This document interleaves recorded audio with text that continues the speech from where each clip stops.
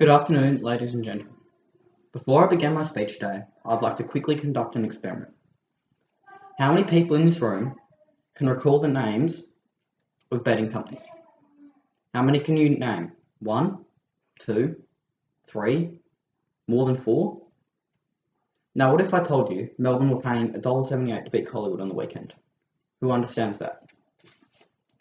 These results show how successful gambling companies have been with their advertising, with the majority of people in this room being able to recall the names of these companies.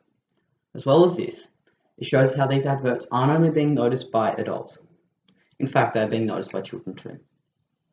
Recently, gambling advertising has become a heavily debated issue because of the astounding rate that they are being shown on television. These adverts aren't harmless and can indirectly cause many societal problems, and because of that, we need to take action against them. As a society, the number of gambling adverts we are watching is going up at a drastic rate. This is because we are spending so much time on screens, and the number of gambling adverts on television is rising. Between 2012 and 2016, the amount of money being spent on gambling advertising grew from $68.7 billion to $149.1 billion. Unfortunately, there is evidence of how this increase in gambling adverts is increasing the number of gambling issues within society, with the number of 18 to 25-year-olds who develop gambling issues more than doubling since 2012. This can't be a coincidence.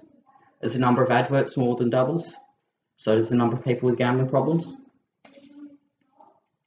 These adverts are intended to only persuade adults because they're the target audience and they're allowed to gamble. But this isn't always the case. These adverts are often found on websites that both kids and adults access and view, such as sports websites and sports programming, causing both kids and adults alike to view it and get persuaded by the messages and start feeling urges to gamble.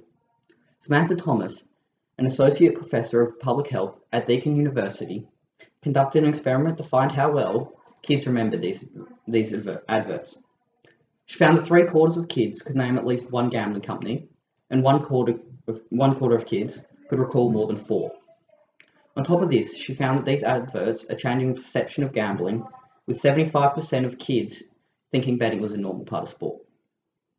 This increase in exposure to gambling in youths is expected to bring an increase in the number of people with gambling issues in the future, which is something we really don't want.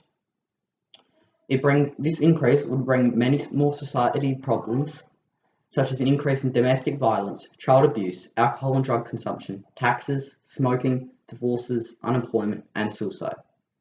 Do you still think gambling advertising is harmless? Of course, it's impossible for us to fully remove gambling advertising, as that would kill the industry. But we need to do something so that we can protect the future generations. The government has taken the first step by gambling adverts siren to siren between 8:30. This is only the first step. More has to be done. And if we don't do anything, we'd be taking a gamble on the future.